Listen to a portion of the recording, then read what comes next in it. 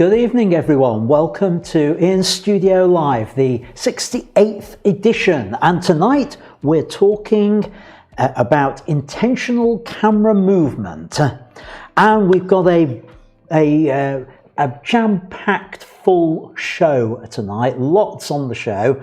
But for those of you who live in the UK, I'm going to try and make this line of duty friendly so that we can be finished in time to watch Line of Duty and that I can get home in time to watch it as well. So I am aiming to finish within the hour as normal. So let's waste no more time and let's just get on with the show.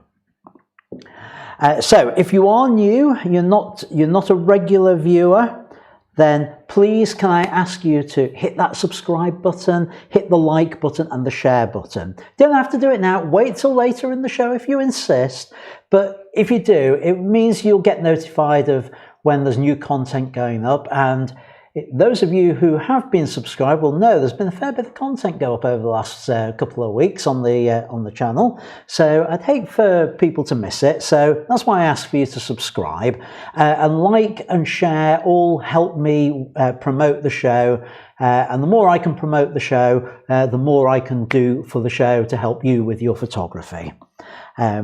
And if you're not a member of the Facebook group, the link's down below. Do join it because it is significant. The two go hand in hand. The live stream feeds into that, and the Facebook group feeds into this. It's where I get some of the images from that I will be talking about. And if you want to sign up for my newsletter, the link is also down below.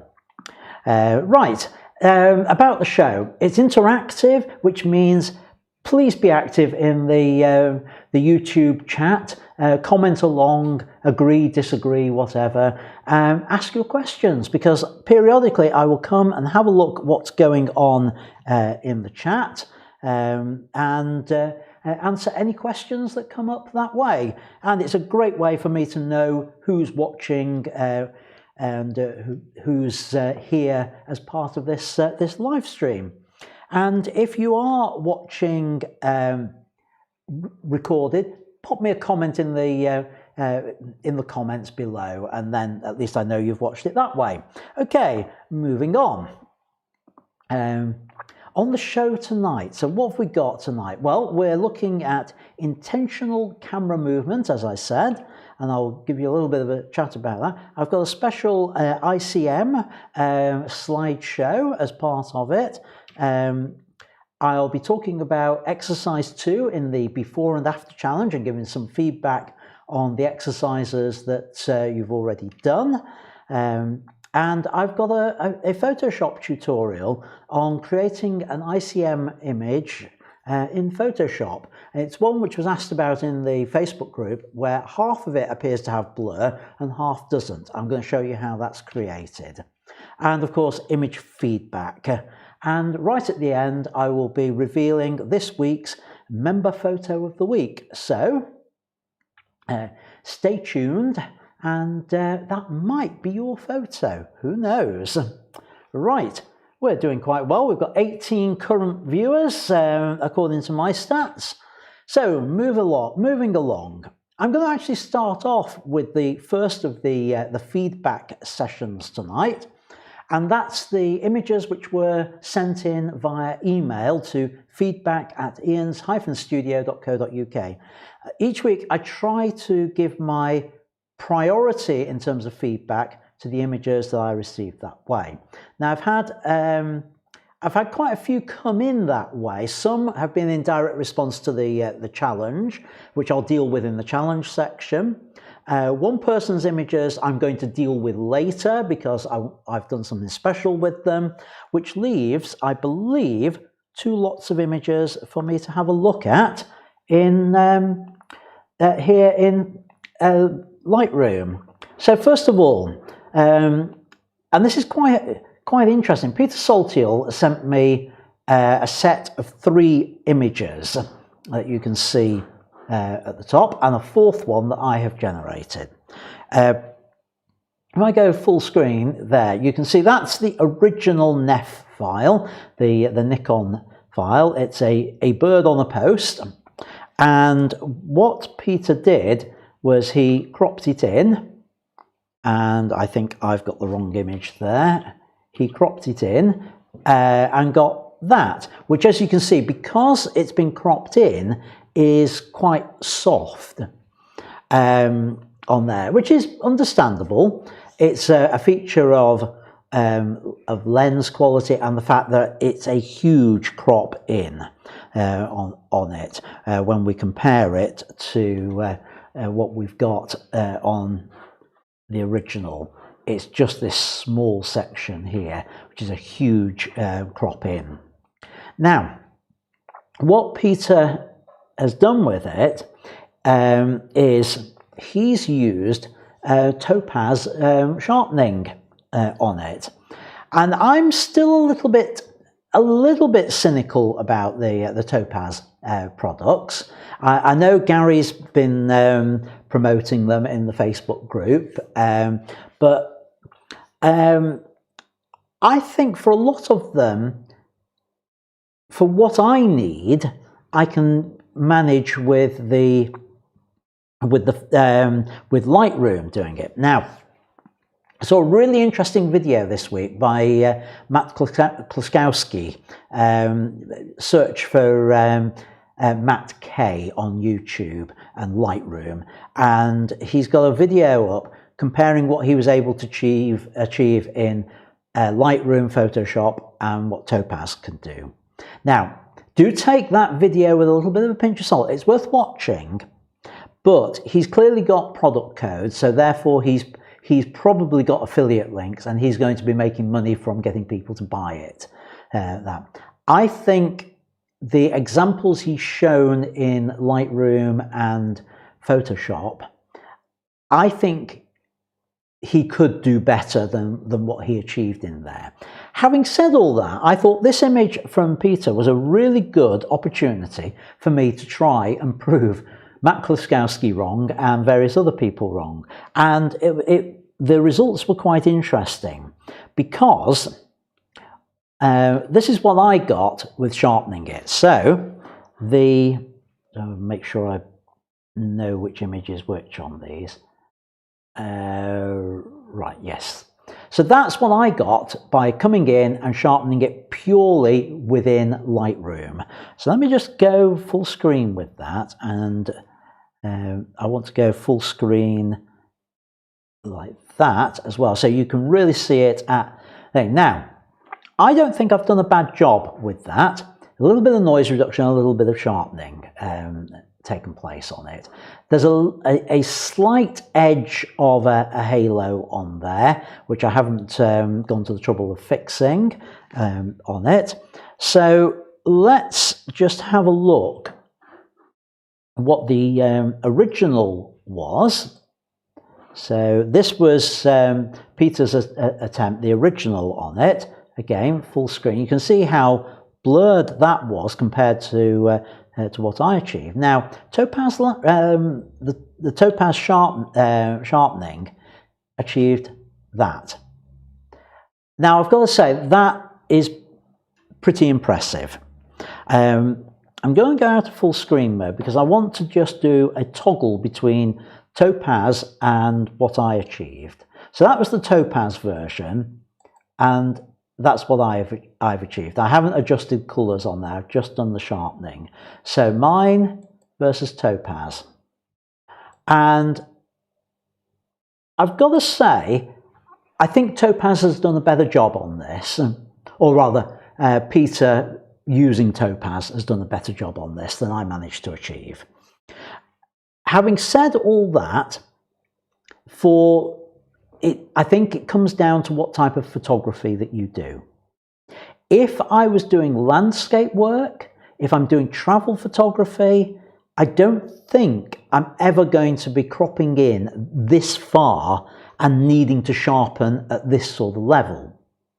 But if I was doing wildlife photography, where there is an expectation that you will end up cropping in, and imagine if Peter hadn't had to crop in on this image, the sort of results he would have got with that, it would have been so much better and sharper, then I think for the likes of wildlife photographers, I think it's well worth it.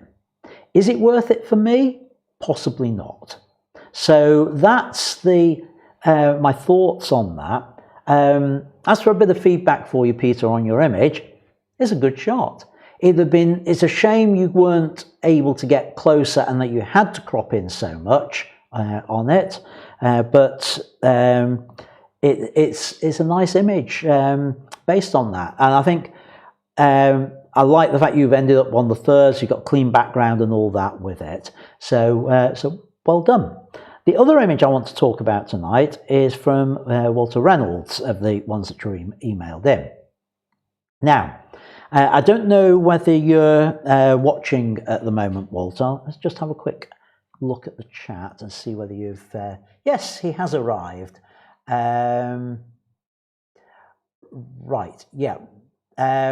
Yeah, Walter, just to answer your quick question on there, I haven't used the Photoshop sharpen image option. I have used sharpening in there, such as unsharp masks and smart sharpen, but I haven't used that particular option. Right, back to Lightroom and your image, Walter.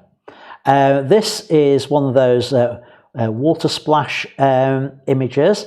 Now, I'm slightly puzzled by this image, Walter. As you know, and as a lot of the people watching this will know, I regularly run these sorts of events at my studio, and the glass looks like one of my glasses.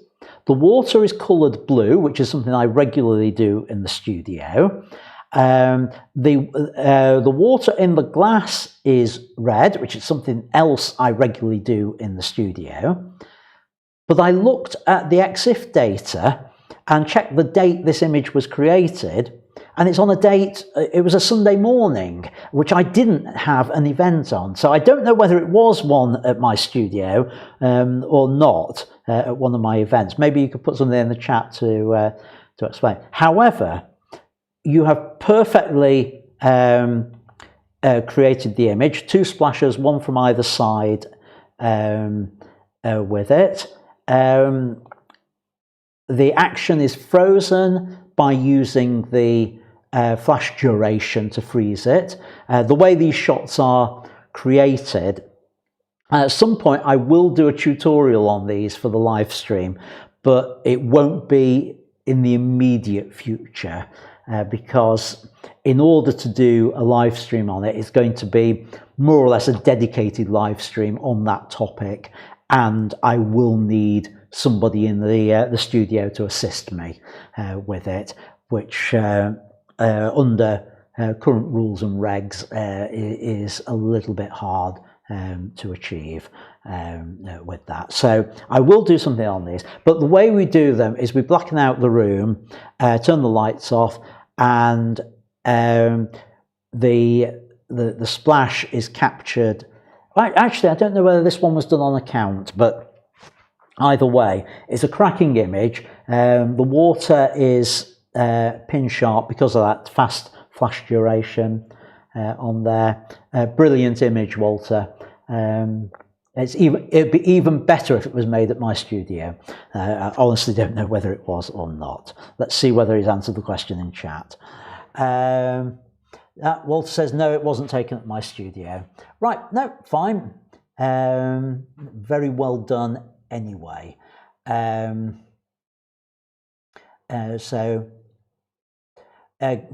Gary is still singing the praises of Topaz. Yeah, it is very good. For the reason I'm slightly hesitant is everything that I spend money on, as this is my profession, I have to be able to justify on a pounds and pence basis. And for what I'm doing, I can't, at the level that I'm doing, I don't do enough fine art prints where I'm blowing things up to that level that I can justify some of it at the prices. If they bundle them all and give a really low price, maybe I will. but at the moment I can't, especially as if I was submitting them for stock, you're not supposed to pre-sharpen them anyway. So I couldn't do the sharpening on that with it. As Gary says, the other thing is the denoise on there, maybe with that, but then I've got a camera that's pretty good with low noise. So yeah, at the moment, for me, I don't see a use of it. For a hobbyist who's trying to get the best quality for their prints and things like that, then yeah, that's perhaps easier to justify on there. So, right, moving along. I've looked at some images. Let's talk about intentional camera movement on here, or ICM. I often refer to it as intentional camera blur because some of them aren't actually moving the camera. You're just things like zooming as you go through on there with that. So what is it? It's all about deliberately moving the camera to introduce some form of blur in there. And that is a blur that's intended to enhance the image. It's not just, oh, I'm just not going to bother holding the camera steady. It's a creative decision on there. And this is a point where you are deliberately breaking one of the photographic rules. Now, I've said many a time on this live stream about the rules of composition and guidelines and things like that. I've said the way to do it is learn the rules, use the rules, understand the rules, and then once you've understood them, learn how to break them for effect. And this is a point where you are now learning to break rules to create an effect. This is a great example of it. So what's the rule that we're breaking? The rule we're breaking is that if you want a steady handheld shot, there is a rule to get that, and that rule is to keep your shutter speed faster than 1 over the focal length, so or the 35mm equivalent focal length. So if you're shooting with a 100mm lens on a full frame Canon camera, for example, that means you need to shoot at least at 1/100th of a second to be sure of a steady image when handheld. If you're shooting with a crop sensor, for example, a Nikon crop factor camera, which has a crop factor of 1.5, that would be, you'd have to set it to at least 1/150th of a second, because your 100mm lens behaves as though it is a 150mm lens because of the crop factor on there. So you're breaking the rule. Now, to create an intentional movement image, you typically need significant amounts of blur, and that means your shutter speed needs to be significantly slower than that value we've been talking about. Whatever lens it is you're working with needs to be significantly slower. So a lot of my images are created at about a 15th of a second, and sometimes slower, as we'll see as we go through this. I would also recommend that you turn off image stabilization, because image stabilization tries to cancel out any movement that you're making. Now, having said all that, the times I have accidentally left it on doing ICM images, I've not seen any significant problems with it. But knowing what it's doing, there is a chance that instead of getting the nice smooth movement, you may see a little bit of a judder in it because of the gyroscopes in there on that. So what's the general technique on it? Well, the first part of the technique is find a subject that will work well for intentional camera movement.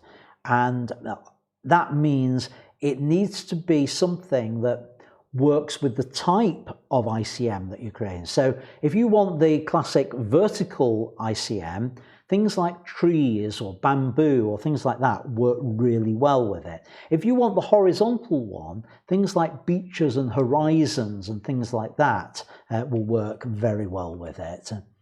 The next thing I would always say is do a test exposure without doing the camera movement first. Now, if you're down at a 15th of a second or an 1/8 of a second, yes, it's going to be blurred, but that's not the point. It's about getting your exposure right for the image. So frame it up, the area that you want, get the exposure right first before you try putting in the movement on there, because that movement can make it difficult for you to judge whether the exposure is right or not. So get it right without the movement first, then start doing the movement. Now, there's two different types, or the two different techniques, and I've talked about one a lot. I haven't talked about the second one, and the third one I don't think I've ever talked about on the live stream, for three different techniques. The first one is you start the movement and then you take the shot as you move the camera down. So the camera's moving first, click, stop, and you carry on through the exposure. So the camera's constantly moving through the exposure of it. The second one, if you want to try and get some form of a superimposed image, then the way to do that is it's open the shutter and then move, or move, open the shutter and then stop at the end of it, or do both. And one of the examples I'm going to show you is one that does both on there. There's a third technique, and that is using a flash to overlay a frozen image on top of a blur. And I'll show you an example of that coming up. So there you've got the movement of the camera, but the flash then goes off in the middle of that and freezes the typically the foreground subject. The background, because it's not illuminated by the flash, it's illuminated by the ambient light, is just blurred. So you get a frozen subject in the foreground with a blurred image in the background. There is actually a fourth technique which I can't talk about because I don't have the capability to do it. On some cameras, the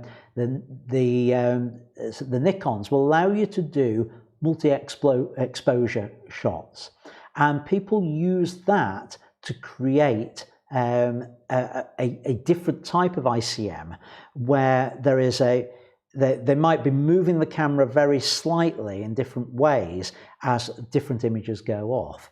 And if there is if they take one and try and hold it really steady, it gives the impression of almost one image that's not moving and everything around it moving with that. So that's a technique I'm not going to talk about tonight because my Canon can't do it. So I can't really, from my own experience, show you any images talking about it. I might be able to show you a couple of images later as I do the feedback session. So let's go through the different types of ICM and some of the techniques and what you can achieve with it. So here's that classic vertical one, and you start with the camera pointing above at the top. You then move, you bow forward with the camera, and as you're moving down, you take the shot and you keep moving until the shutter has closed on there, and that gives this kind of effect. And you may need to experiment with your shutter speeds, but this one was definitely a 15th of a second. So what was the subject for it? What sort of subject creates this type of image? Well, that was the subject. It was a whole load of bamboo that was in the Azores, I believe, in a botanical garden. I saw that, I thought, that's an ICM shot there, and yeah, it created a good image. Then we've got the sort of horizontal ICMs. I'll show you some as part of a slideshow later, which was done on a beach, not mine. But this one was mine. I wanted the theme of time flies. How was it done? Horizontal ICM, But the way I did this one, it was a relatively long exposure, but the way I did it, it was release shutter, move and hold.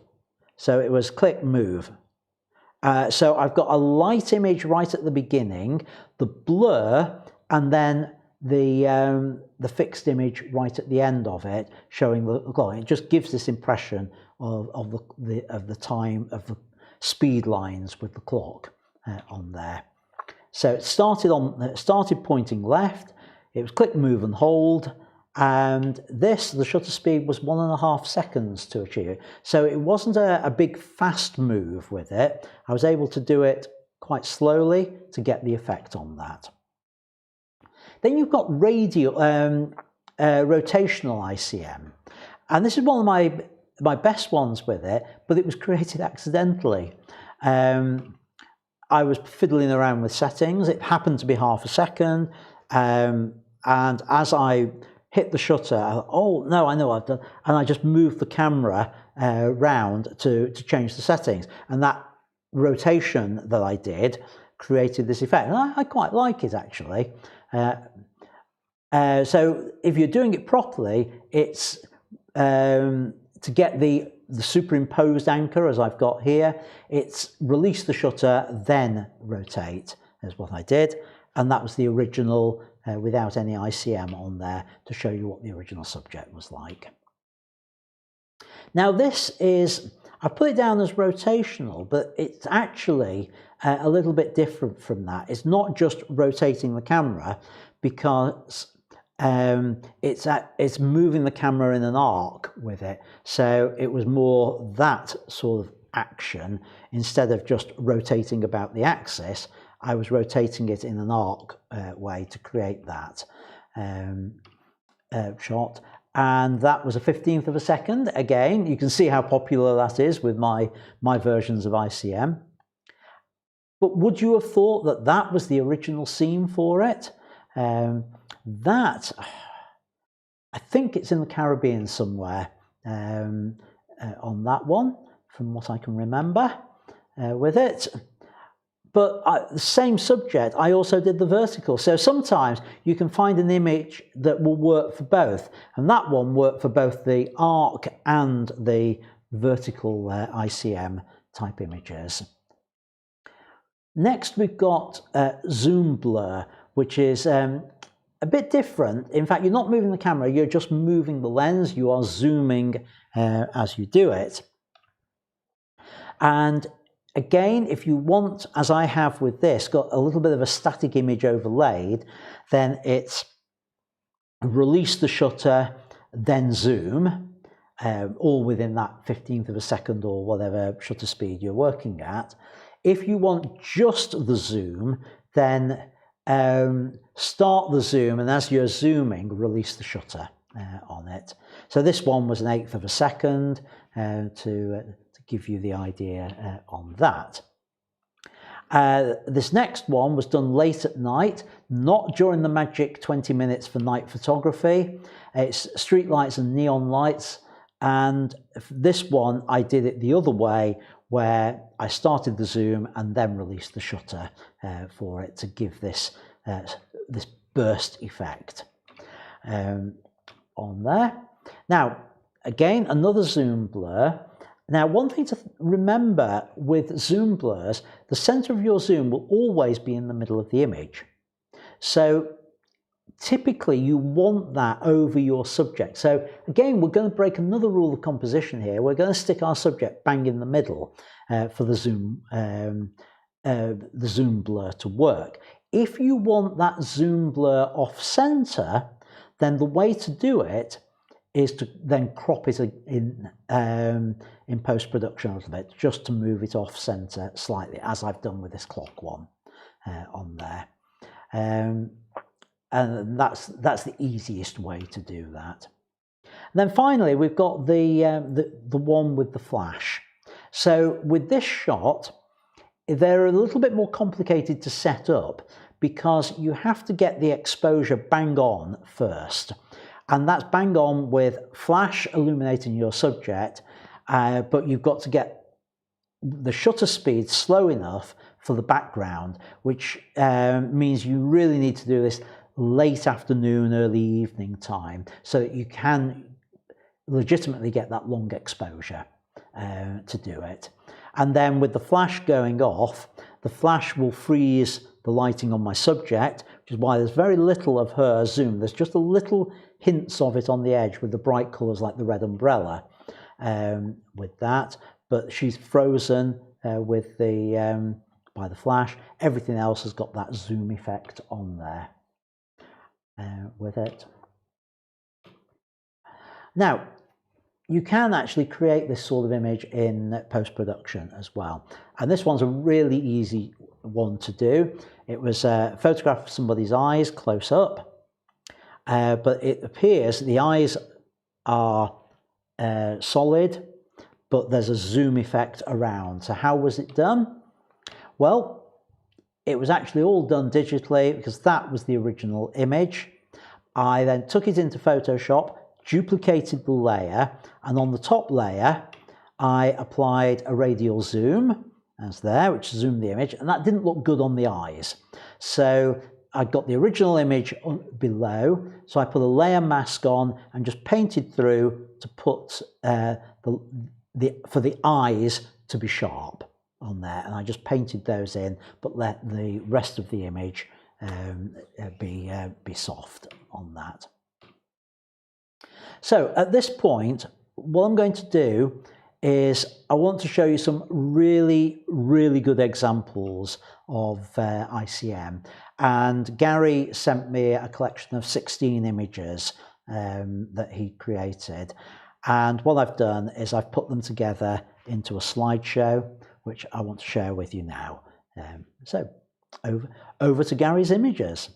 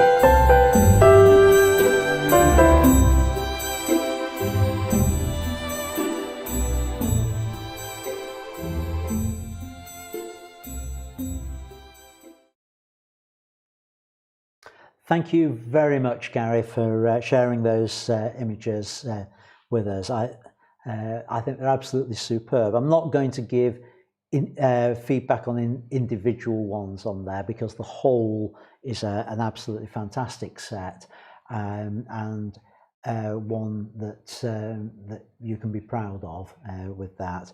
And it's my pleasure to share them with everyone. I really enjoyed looking at those and putting them together as a slideshow for tonight. So, right, now, on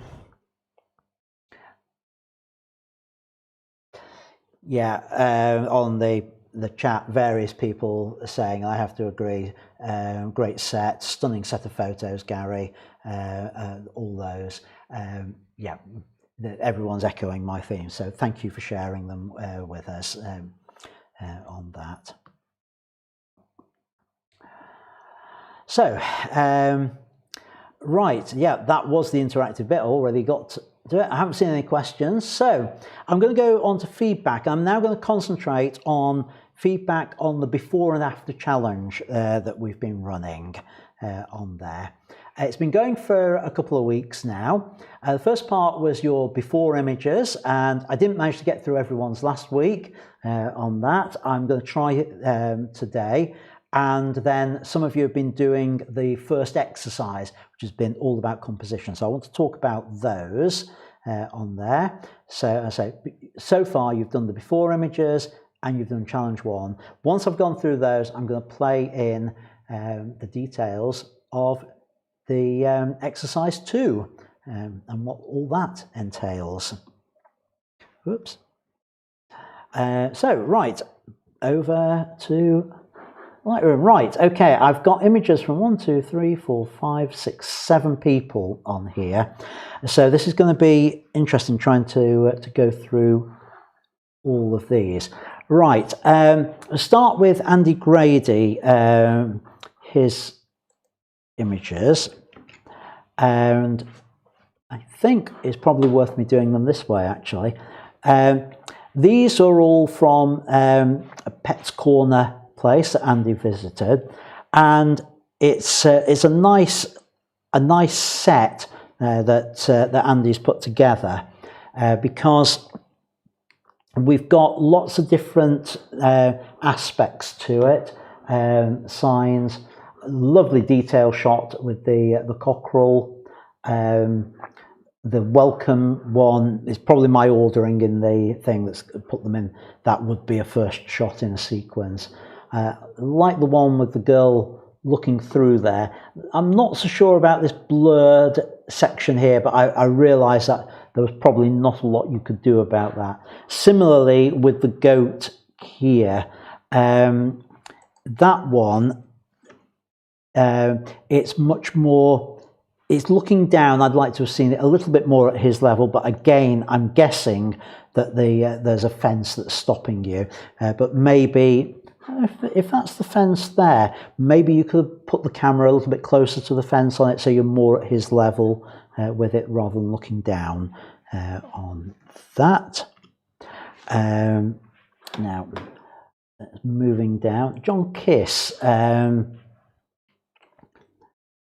What have we got from John? Yeah, these were part of the exercise, which was rule of thirds, framing, and lead-in lines. And John's chosen as his subject a waterfall. You might be regretting that, John, when you see what today's challenge is on there. And you can see we've got a lead-in arc here on there. Rule of thirds, I would have, for rule of thirds, I'd like to have seen it more on one side than the other. Framing works on there, but the point about it is about making you think how one subject can be tackled in different ways. So a good attempt, John, on there. Thank you for going ahead with that. Now, Paul, I managed to miss his images last week. So we've got his first set and the exercise. So his initial set, the sense of place, the before images were at St Albans. Now with this one, John, one of the things with signs is if you can try and keep your camera parallel to the surface, you'll avoid that converging verticals. They're converging downwards here. So if you come down a little bit, you'd have kept those straight on there with that. A nice sort of set showing the cathedral at St Albans, both from a distance afar and then inside. Nice detail shot on there. Slightly underexposed, that, John. You might want to just bring that up in post-production. And an interesting location in St Albans, ye olde fighting cock. And then the other exercise, again, the lead-in lines, the rule of thirds and framing. Now, I think here we've got the rule of thirds here, yeah, nicely on the third line here. What I don't like is this bit of bridge sticking in there. I think you could have created a similar effect, just going inside a little bit more with it, so that we haven't got the blurred edge there. I think that's distracting on it. The framing shot works well with it, and I like the fact you put the boat off to one side, and the lead-in lines using the bank as the lead-in here works very well with that also. So next, Peter, and again these are all from this week's exercise. He's used the path here, albeit a little bit indistinct, as a lead-in to the lock gate on there. I don't know where this is. Is this Daisy Nook? It just looks a little bit like Daisy Nook to me. Don't know. Rule of thirds, putting it low in the horizon works well on that, and the framing, just that hint of framing from the fence on there works with it. So nice shot on that. Moving through, Robin. I like this set, Robin, that you've come up with. We've got the lead-in lines here, if I show all of them actually. Nice lead-in line of the path to the building. The framing between the two trees works well, and the overhanging on there. The one thing I would say is, just because I chose a building doesn't mean you have to use a building for the exercise. So don't always use the same type of subject as I do. Try and think round it. And then the rule of thirds here. Yeah, we've got the horizon third line. I think I'd like to have seen it a little bit more obviously on the thirds, perhaps a lot more sky in there, because the subject itself, if we look at the midpoint of the subject, it's more or less in the middle. So I'd like to see that a bit more off to one side for that exercise on there. Terry, so let's have a look what we've got from Terry. Right, we've got right, yes. This is slightly confusing, as both exercises were done at the same location. That's why I just need to think. So we've got 5 at the top, which are all part of Abney Park, and we've got this. We've got the hall, different aspects of it, the wildlife in the ponds, different levels. Really like the duck here. I particularly like your waterfall shot, and I am really, in some ways, a little bit annoyed about your waterfall shot, because what you've got is brilliant. And as you'll see in a moment, I went there to photograph the same waterfall, and when I got there, the thing was absolutely full of debris and cut down trees and stuff, and there wasn't anything like that amount of water coming over it. So my shots are nowhere near as good as yours on there, so I'm somewhat jealous of that, Terry.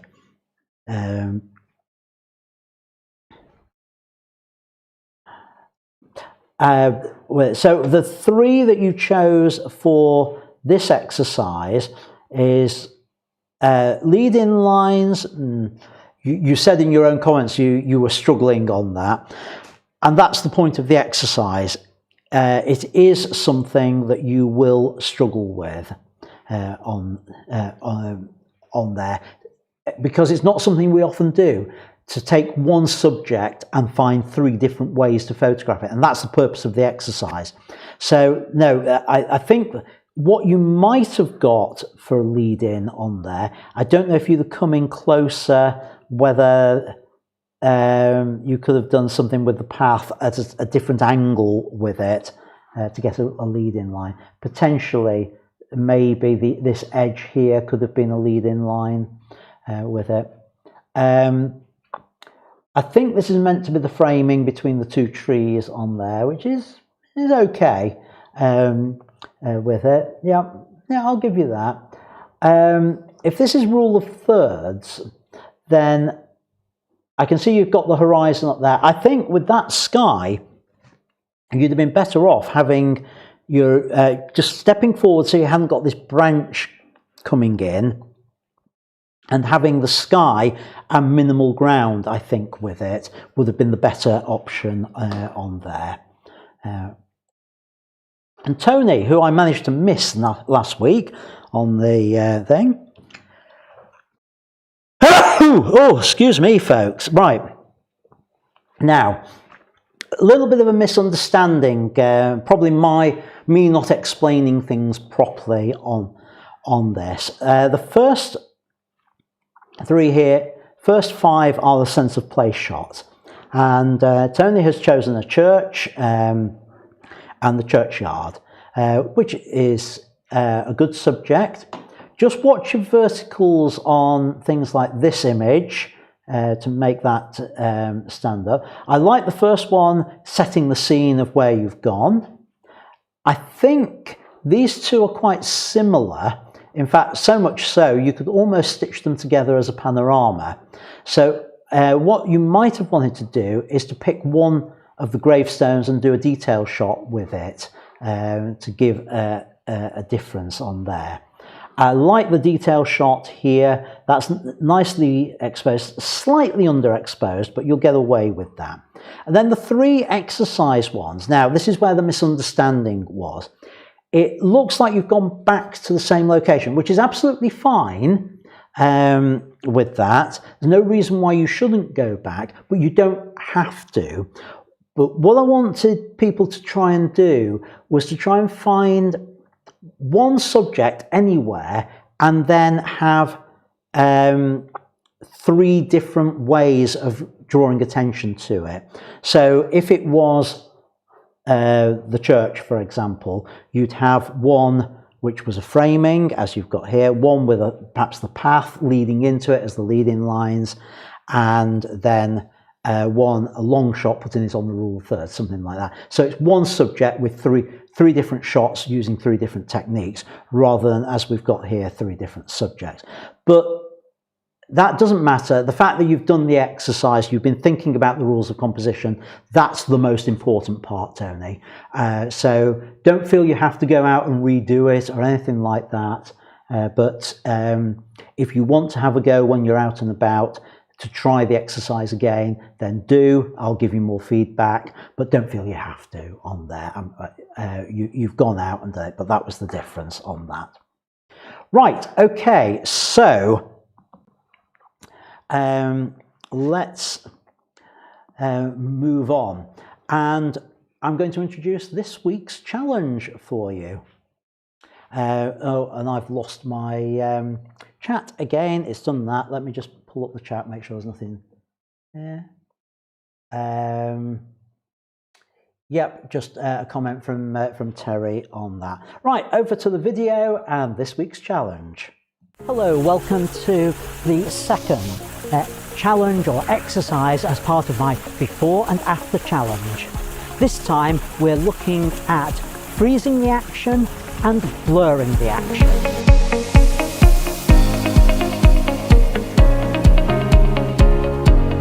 Hello, welcome to In Studio. I'm Ian and Butterfield.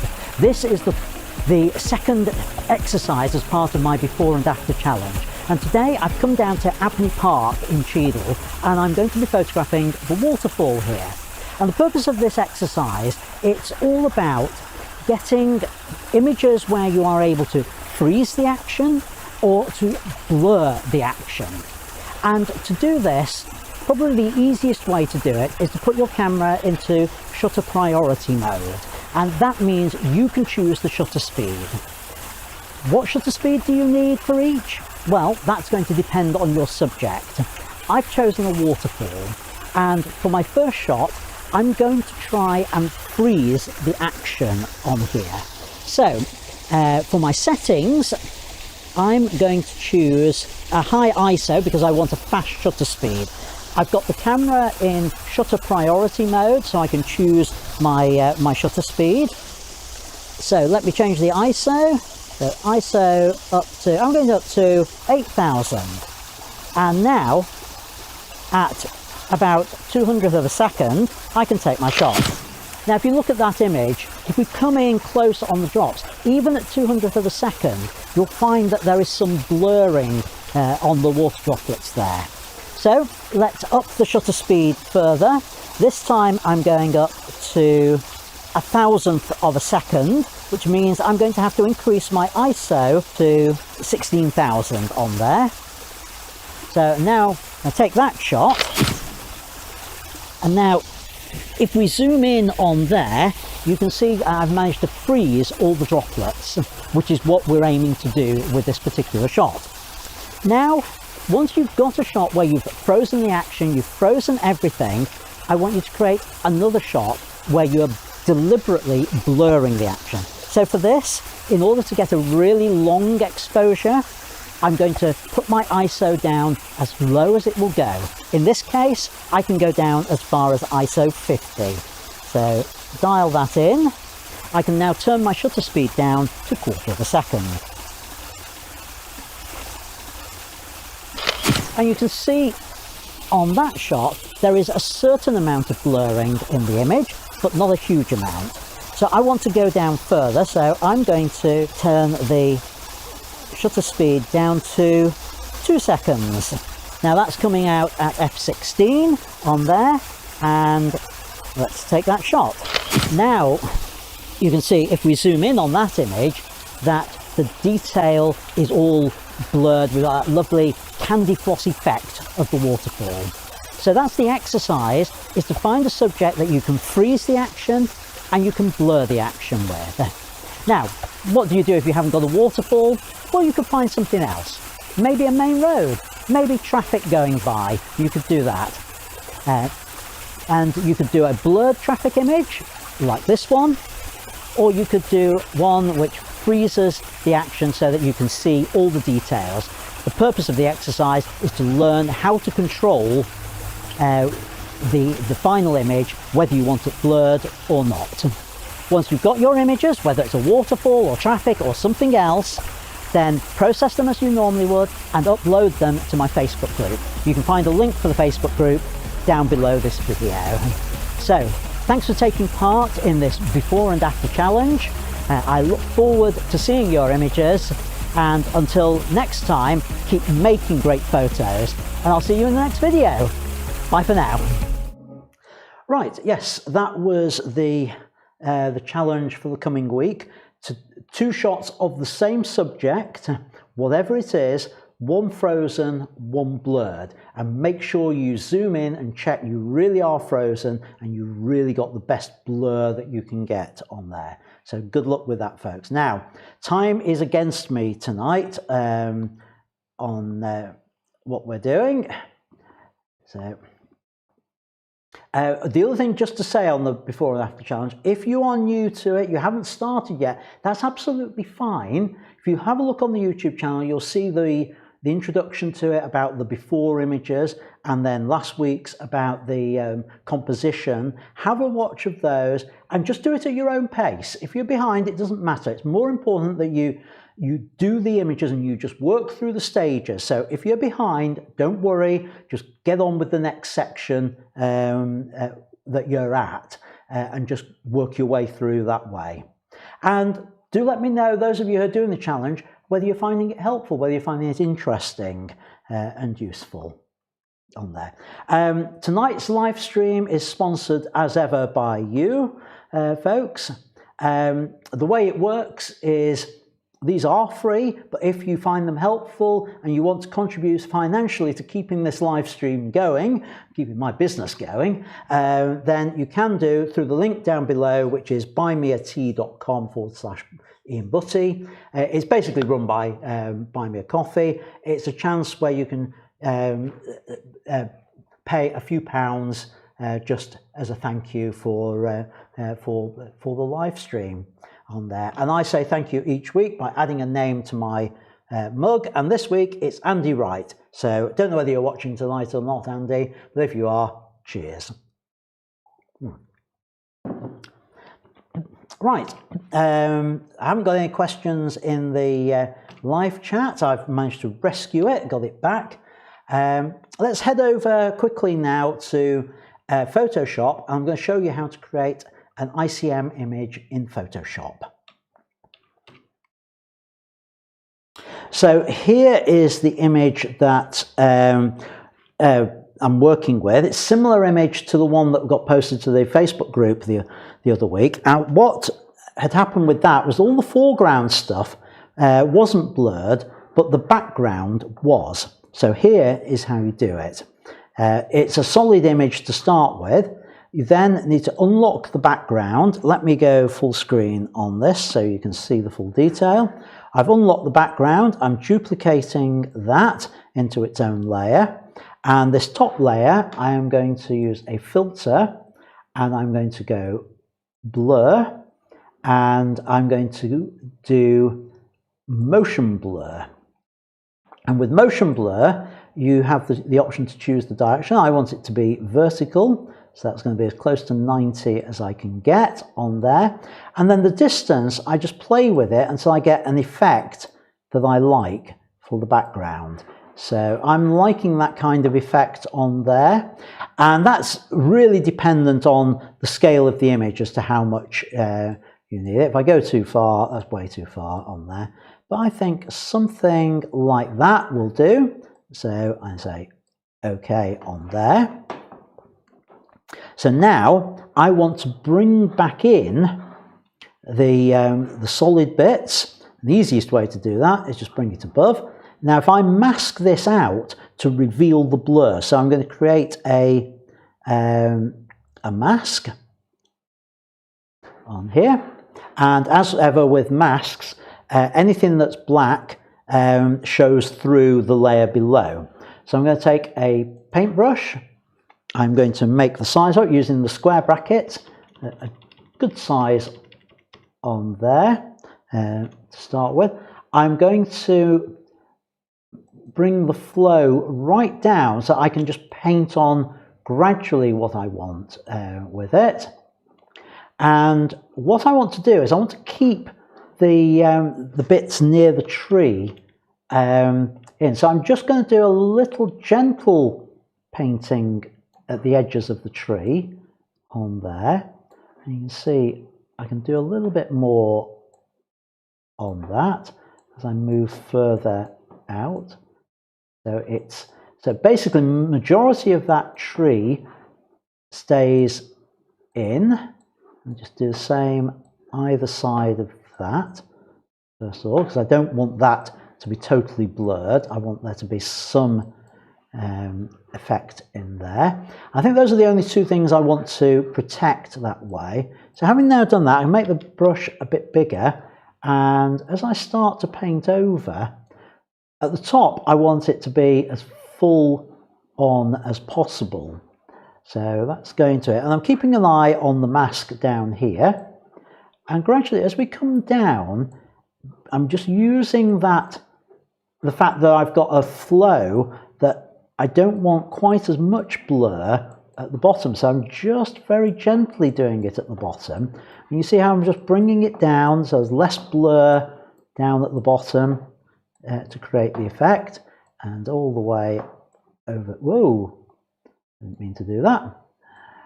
And all the way over there, and a little bit around there I need to try and paint in.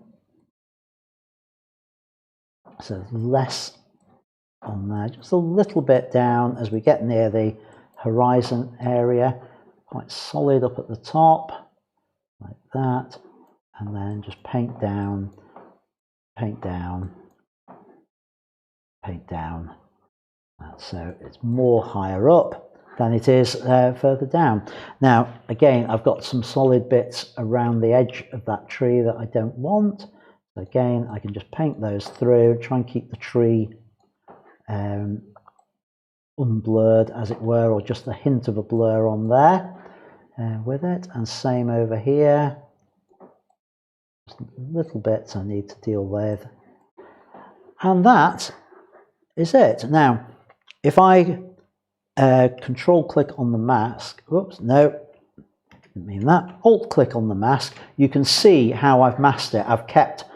I've not put too much in on where the trees is, and you can see it goes solid all the way down to white on there for what comes through, and that's the final image. So that much is of the solid, and that gives our final image. So file, save, and back over to my presentation. Right, very quickly, this is where I knew I was going to run out of time. Feedback on your Facebook images. So just to say, I always give priority to those which are emailed to me at feedback@ianstudio.co.uk. Those are the ones I did at the front on there with at the start of the show on there. So let's head over and look at the other remaining images in Lightroom. So here we are. These are ones of people who I know are going to be watching the show. For the rest, because we're out of time, I'll try and do a little mini video later in the week to catch up with the other images I picked. But right, let's have a look at these. I'm just going to step through them full screen, I think, on actually I'll go that way and do that so you can see it there. All right, Anne-Marie, this tulip, interesting shot. I think it needs a couple of things doing to it. I think it just needs a hint more exposure, maybe bring the highlights down, but the cropping is the main thing. I think it just needs to be in that little bit tighter on there, just something like that. And same with this one there, Anne-Marie. I don't know whether you were trying a framing effect, but I'm not sure it's quite worked with this. So it's a nice shot, it's lovely and sharp on there. I just think it needs a tighter crop. Undo the padlock. And I think something along those lines with it. Try and balance the edges with that. I think something like that does that image a little bit more justice, and again it's just a tad underexposed, not by much, but just a fraction on there. Ivan, yeah, thank you for sharing your ICM image. What you've done is you've gone at an angle with this. I think one of the things to watch with it, quite often you sometimes do need to correct the verticals with an ICM image. Oh, too far. So doing something like that, I think, makes it work better with it. Love the beach one, that moving across wise with the thing as you pan across the image. That's worked really well on there. So well done with that. And similarly with this one, I'm assuming it was either a person or a boat or an umbrella or something on there, but that little splash of colour works really well with it. So thank you for that. The only thing I would suggest with it is maybe a tighter panorama shot with this might work well, especially if we put the horizons and the beach. If we can get it so those are on the third lines like that, means down, and just literally divide it into thirds. I think I'd kind of experiment with something like that with it. Kathy, don't know whether you're watching tonight. Really like this image of the rose. I have one little nitpick: is I'd like to see a little bit of the stem down here, and that's it. It's just a tiny nitpick. I wonder about giving it a bit more exposure on there, but part of me quite likes the dark on it, so maybe just a little bit on there to create that. This one, Mickey, we discussed a bit online about it. I love the idea of what this evokes in there, but I would be tempted just to crop in a fraction with it, just something like that, just so that the trees are on the edge on both sides with it on there, and maybe just add a little bit of contrast with the blacks on there, make it a little bit darker, just something like that with it. But it's a lovely shot, really like it, Mickey. I'm in two minds about this one. I know some people quite like it. For me, I like detail in images, but that's a personal thing. So I'd be very tempted to use the dehaze slider and a bit more exposure, but that actually introduces an awful lot of noise on there. So maybe you need Topaz to sort that one out. I'll use one of my quickie presets for noise reduction. I'll stick that on there. That will sort that one out with it. I think I would do something like that, but then darken the blacks up just a little bit. Effectively, I'm trying to make it a bit more contrasty. So I think I would go with something like that with it. That was the original. I think just that lightening it up a bit works with that. But I love the composition on it. I like the, well, we've got a horizon there. It's more or less on the third line. I think we could probably, every time, I think we could probably do that with it to enhance that. I don't know now, actually maybe a bit more up. Yeah, something like that. I like the fact the figures are off center with it as well on there. Ruskin, I hope you were in a vehicle safe when you were photographing this. Really interesting shot. I love the tones on this, that they're all brown, orangey colours on it. It's very slightly underexposed. I would just lighten it up a little bit on there, but great shot. I'd like to have seen it looking at the camera, but then if I was that close to it, I would rather it be walking away from me, to be honest. I don't want to get near anything that's got big teeth like that.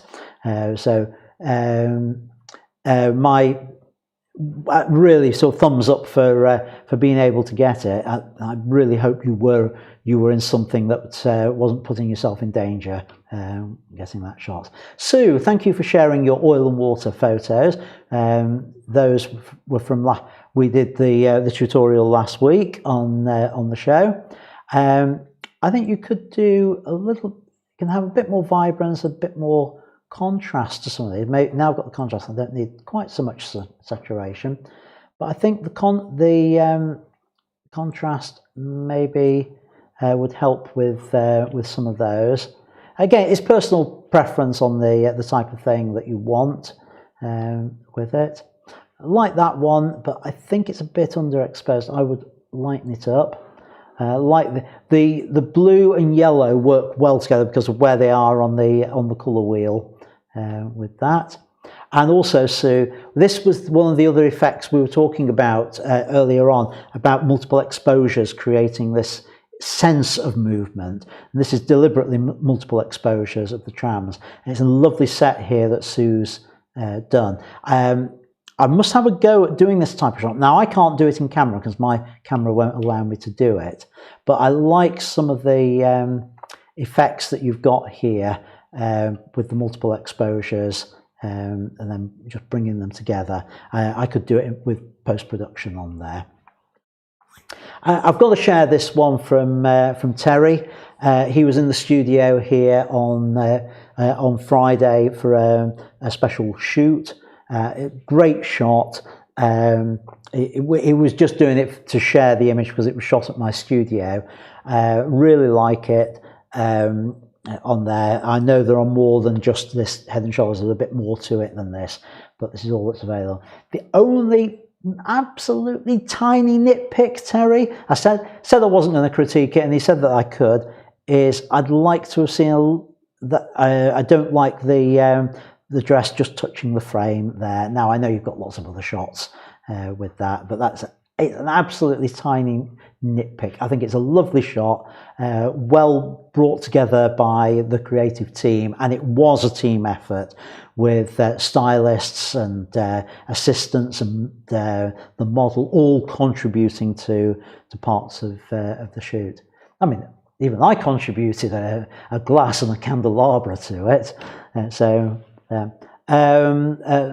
Toralid, I think we talked about this one online, but the thing with this is look at an image and think about whether something is adding to it. And I think just removing that little bit of foreground there and potentially just a little bit at the top as well, so that it starts in the darker area, because the light bit right at the very top that was pulling my eye, I think I prefer that kind of crop with it.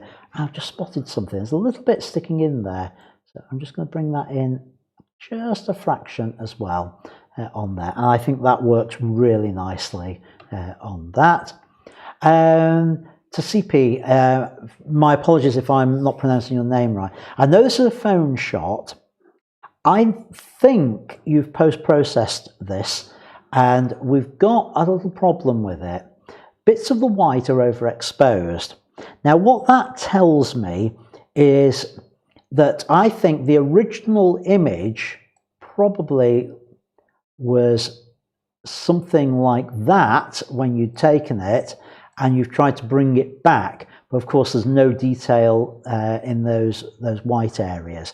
So that's telling me that I think it's overexposed. Now, depending on what camera you've got, what phone you've got, there will be apps available which allow you to have exposure compensation on your images. With something like that, if you get an app on your phone that allows you to do that, you'd be able to bring that highlight area back in so it's not overexposed at the point that you created it. And that's the last of those images. So now let's finish off before I lose everyone to line of duty. We've got, let's have a look at the chat in here. What's been going on?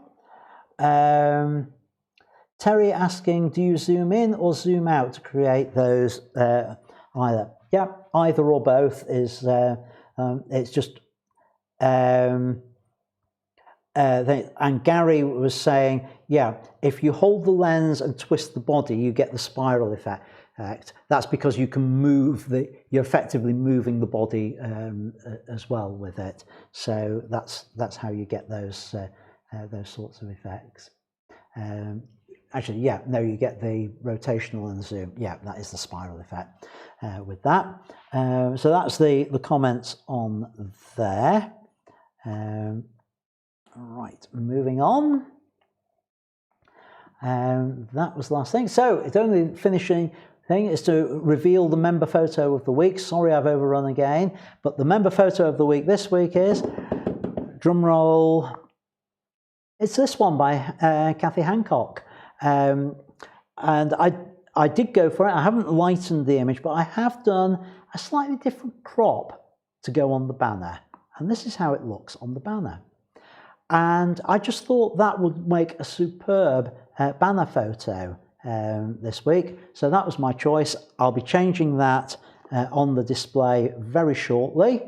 So keep posting your photos during the week, folks. Maybe one of yours will be the image of the week next week. So end of the live chat, nothing news in there. Just to say, next week, we're going to look at panoramas and lots of different techniques and different ways of creating panorama images. So if you've got any that you want to share on the Facebook group during the week, then please do so.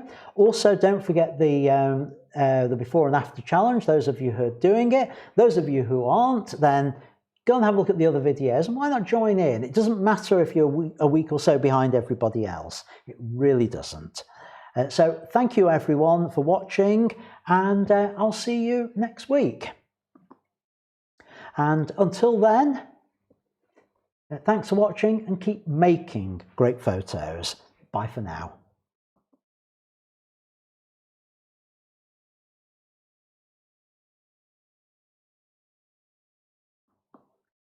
Okay, this is the fake ending at the, not fake ending, the alternative ending for the cut down version. Thanks for watching this cut down version from Ian's studio. The full version is now in my academy. Some of the highlights are up on my YouTube channel, so go and have a look at those if you wish.